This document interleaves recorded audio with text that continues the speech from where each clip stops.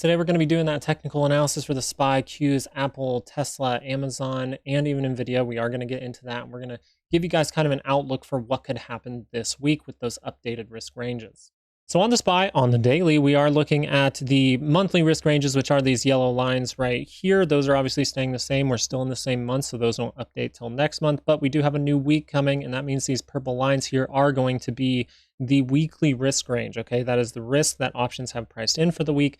And so there's a couple of options here based on, what could happen throughout the week. And the two scenarios, as far as if we gave a bullish and a bearish scenario, would most likely be in the bullish case, we could actually see some kind of recovery up into this part to fill this gap early on in the week because the VIX is above or was above 10%. Was up by 10% on Friday. So that just means that we have an 85% chance of an up day. Now that could be just a feeble little indecision day, and that's a green bar, and we get a little upward move. But we could see some kind of move upward to get us outside of that weekly risk range and even possibly outside of that monthly risk range before we see more downside. Now I am leaning more towards, if you did watch my Friday video, and thank you for watching that and liking, but I am leaning more towards downward moves from here just because we did hit the top of our risk range last week and we saw some rejection from that level. We are holding up above the 9, but in the bearish case, overall, what we're paying attention to is some kind of maybe lower high scenario where we do come to the bottom of that risk range, and then we can see, if Jerome Powell is going to come out on Thursday and give us some good news that rates don't need to be raised further, or maybe even he's actually going to pause.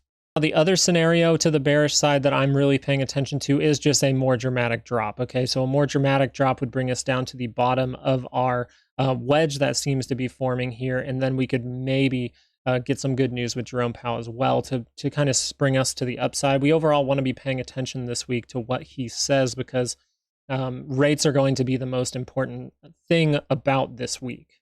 On the hourly, we haven't really seen that, dramatic sell-off, that really, really big rejection. We did get rejection for a couple of days, but as you can see, we have people who are trying to kind of keep this market afloat, and we are at that, 50 on the hourly, so we could see some kind of upward move.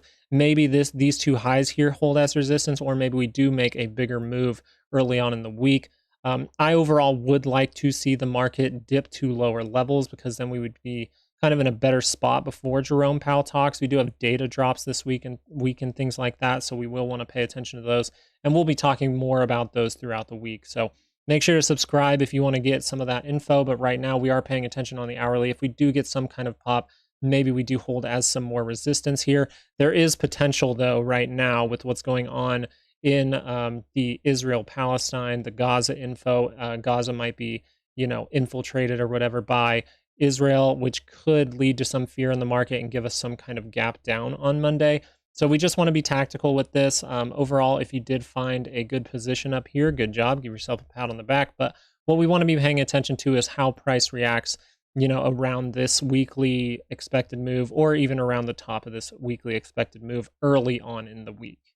This week, I actually do have those weekly expected moves for the Qs. You notice it looks pretty similar to the SPY, meaning that we are, our weekly is somewhere around that high and to the upside, and then our weekly expected move to the downside is actually near these lows. So we could see some kind of rapid move lower, and the reason I say that we could gap down is because we are around these moving averages. So we could see us gap below that and use them as some resistance to then head to further levels. If we do see dramatic selling, we'll really start to bring up, the data that's coming out on Tuesday, Wednesday, and then ultimately that Fed Jerome Powell speech going on Thursday. The reason I think you would not necessarily want the SPY to go higher is because that's probably going to force the Qs to come higher. And if the Qs do go higher, they would be outside of this wedge, this continuation wedge that seems to be forming here. And this could be a fake out at that point, and then we see some kind of sudden drop. We don't want that to happen. So I would much rather, even in a bull case, like this to come down like the bearish case that we're talking about and possibly come and test this low down here. And then maybe we can find some buyers with some good news to then project us, to the upside like so. I wanted to tell you guys how high this thing could go, and the overall measured move for this is probably somewhere around that 400. I think 400 is an even number that people are really attracted to, whether you like it or not. People are attracted to those whole numbers for whatever reason. It's kind of like, in sales, how you make it $9.99 instead of $10, so someone thinks it's $9. People are attracted to numbers for whatever reason. And I think we do have a good shot at going to 400 by the end of the year. So I do think that we could see some kind of bull run out of this, as long as things are steady, moving forward. As long as we don't see any more rate hikes or anything like that, we could see, some kind of big bullish run into the end of the year. And then we will have to, at that point, start talking about 2024. We did talk about this confirmation to the downside on Apple, and that's overall, a lot of stocks look like this, and that's kind of why I'm leaning to the downside. And you can see how to the downside, we do have the potential to gap below all these moving averages and use them as resistance. If we do get into this purple zone, the top of that purple zone has proven as resistance before. So we could see this drop down into lower levels, possibly even to the bottom of our purple zone. But I wouldn't expect us to get down to here unless we do get that daily close outside of this purple zone. Right now, I am looking for some kind of lower or higher low, or divergence between this low here and some point down here, but we could just see us come back into that purple zone like we like to do to go higher a lot of the time. Like right here, we used it kind of to spring us higher. We could do that again with some kind of higher low, and then maybe we can go upward and try to fill this gap, maybe some kind of big retest or something like that. We'll have to see how it plays out, but overall for the week ahead, I haven't done risk ranges on this. I will try to get that done before Monday if I can. We do pull Apple into a 30-minute. We do have some kind of wedge happening. So if we do not, violate this with some kind of gap down or something, then we could actually see some kind of pop in Apple, and maybe we just go and retest these highs up here, which would line up pretty well with that, trend line between the two highs up here. So we will be paying attention to that, or I guess this is actually our wedge. So we would be maybe testing the top of our wedge one more time, and then we can see if we do get rejection from that level. Overall, with that news from Israel, if they do invade into Gaza, that would be the conflict scaling up, which is what I mentioned I would talk about. If it started to scale up, that's when it can actually affect the market, because other countries would have to get involved, other parts of the world would have to get involved, and that can affect markets. So we could see some kind of gap down, but overall, we just want to see if we do hold in this structure, we could see some kind of upward move, and then we do have data drops on Tuesday and things like that. So at that point, we'll look at what happens on Monday and see just, what could happen in the next day, kind of like we do throughout the week normally. Now, Tesla here, you can see from these Bollinger Bands, it is right in the middle. I mean, it's like pretty much right in the middle of those Bollinger Bands. So that means that we could actually see this start to scale up. Probably before the earnings, we could see some kind of bounce. I don't necessarily trade around earnings. A lot of the times earnings can play, it's very 50-50 in my opinion, because you don't know what numbers they're going to produce, and you don't know how the market's going to react to those numbers. It's kind of like a data drop. So what overall looks like is going to happen at this point is we are going to see some kind of retracement down into possibly even the bottom of that triangle that goes, all the way back to the all-time high. So we could see a retracement here, but we also could see a bounce because people do get excited before earnings. We just want to pay attention to the actual numbers that come out with the earnings. And then the main thing that we're going to have to pay attention to with all of these tech stocks is going to be what Jerome Powell says on Thursday, and I will be updating you that right after he talks on Thursday. Okay, for Tesla, you can see this 30-minute is very, very oversold. So we could see some kind of turnaround, maybe giving us a lower high, and then we head to lower levels before earnings, or we could see us get really excited before earnings, which I don't necessarily like when people get excited before earnings. It's just kind of like a 50-50 flip. You don't know what data is going to come out with their earnings. So I don't necessarily trade around earnings, but I'm just telling you the 30-minute is very oversold, and we could see some kind of pop before we head to lower levels. The other stock that's kind of like Apple that got that really, decisive bar to the downside is Amazon. Okay, Amazon, we were talking about when this happened, this big wick off the 50, and I said this is a pretty good signal across the market that we do want to head to lower levels. So thank you so much if you're subscribed and you did get that data, and you notice it is actually giving us some kind of wedge with that little point there. So we don't necessarily know if this wedge is like confirmed. We would like to see some kind of, downward move and a reaction from that wedge to really solidify this structure here.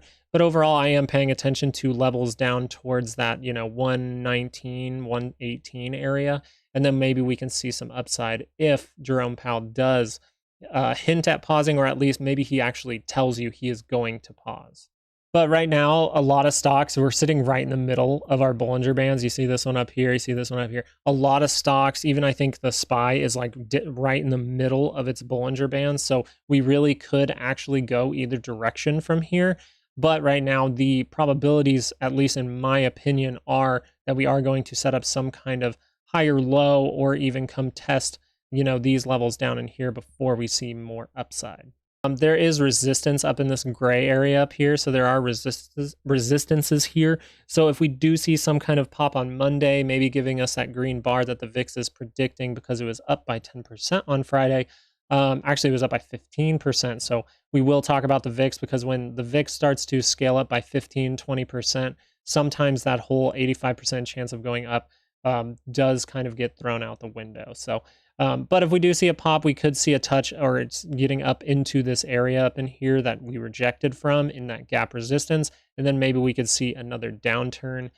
We just want to be paying attention, because it does look like on the daily we are looking not necessarily bearish, but that we are at a point where we could turn around and head to lower levels. And one stock that was kind of convincing us on Thursday that we were going to see more downside was NVIDIA. Okay, so NVIDIA here, we got that indecision candle. You can see we peaked out of our Bollinger Bands here. And that's overall what I was saying. I was just like, it does look like a lot of stocks are hinting at us that we want to at least, not necessarily crash, but head to lower levels just to find some more buyers at this point. But you can see NVIDIA, we are holding up above all these moving averages, which is an okay sign if we didn't have a big conflict, as in Gaza, Israel invading Gaza at this point. We could see some kind of gap downward, on Monday. So I am looking into that. But overall, what the scenarios I'm paying attention to on NVIDIA, because we did break this trend, is we are going to go find some buyers somewhere. Where could that be? That could set us up somewhere around here, anywhere pretty much in this area, but I'm just going to guess somewhere around here right now, just to illustrate to you guys that we could get some kind of higher low to project us into the upside if we get that good news with Jerome Powell. But we also could see a dramatic, 10% sell-off, because volatility is higher. So we will see bigger swings. Therefore, we could actually see NVIDIA possibly gapping down and coming all the way down into this neckline here, taking out some stops if people do still have stops there. But overall, we could see the shorts start to pile up in this area, and that could be a contrarian indication that we are actually going to, head higher if we do get some kind of pause out of Jerome Powell on Thursday. Just another quick thing I wanted to point out to you, NVIDIA traders, was if that move does play out and we do go test somewhere down in this neckline level here, you notice this low here does not actually test the neckline necessarily. So we could see actually some kind of slight divergence on the daily, and I believe that would be a very good indication that we could see more upside if, and I like to say this when I talk about divergences, with divergences, we do need some good news behind them to push us higher. Now, this is just something you can use to hint that there is good news coming around the corner, and maybe that good news is some kind of pausing with yields.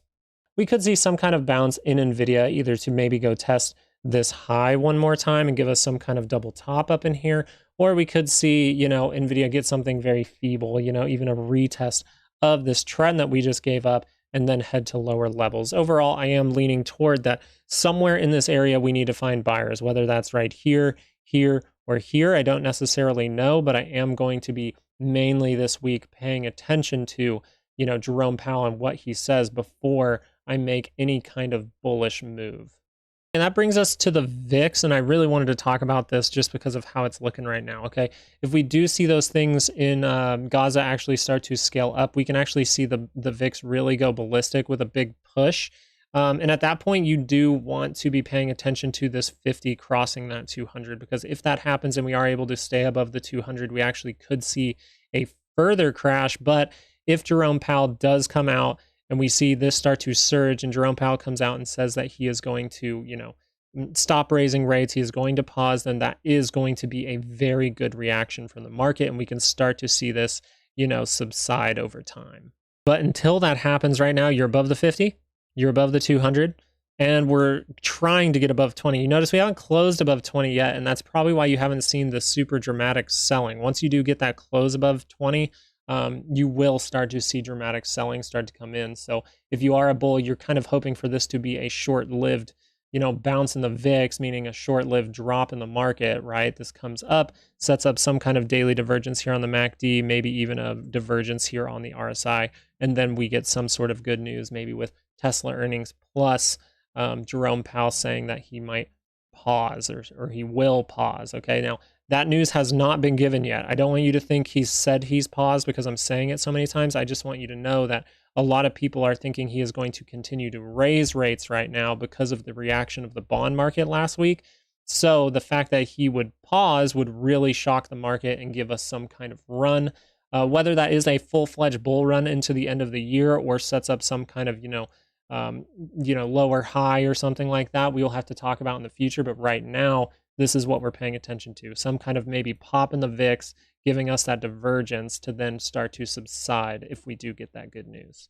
The very, very last thing I want to say on the VIX is we are at an elevated level. Okay, we're at a reading of 19.31, which just tells me as a trader that we could see bigger swings in the market, which if you are a tactical trader, that could actually be good for you. I do have a strategy that I like to use when volatility is higher, and it has proven to be very, very beneficial for me. So I am going to use it if volatility remains higher. But overall, just make sure you're tactical with this because we could see really big swings on like 30-minute charts, 15-minute charts. The overall story with these yields here is I think they can't really decide what they want to do. I mean, we get this definitive red bar down, and then we get a big bar, green bar up, and then we get another red bar down. I think they just don't know what they want to do, and maybe this sort of thing, continues until Jerome Powell gives it that direction. But it also could just flip, it is holding above that 20-day moving average. So we could see this go test maybe this point here on the top of our closing highs here, or maybe even go test that high one more time before we see that drop. So we really want to pay attention to this. And if we just switch over to TLT, you'll see a decently similar story, right? They're like, okay, we need these yields to come down. And then the next day they're like, okay, we need these yields to actually go higher. And then the next day they're like, okay, they need to come down a little, but we're kind of not sure about it with that kind of bar. So overall, if we do see those yields go higher, I would be looking on TLT for that price point of about 82.50, which I believe could be a good investment in the future. The reason the market would get that pop is because he would come in and say, we're going to pause. But if we do see some reaction like this, and then we do see these yields start to, the 2-year becomes lower than the 10-year, that uninversion starts to happen, then you're going to start to see recession scares. And we could actually see more downside in the market with some kind of actual crash. Right now, I would just say we are going to maybe correct to go find some more buyers over the next week or so. And then we can see what's going to happen with these yields. And we'll be updating you on that every single night this week. The overall takeaway from this video is we are looking not necessarily bearish, but like we want to turn around and head to lower levels to find some buyers. That is the overall thing that I am leaning towards.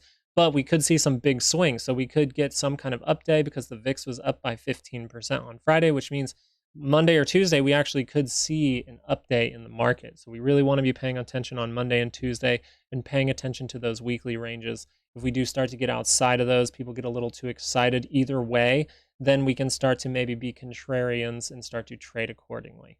I really appreciate you guys making it to the end of the video. Thank you so much. And let's have a lot of luck going into this week, okay? And make sure to look forward to Thursday when Jerome Powell talks because it's going to be very, very important, all right?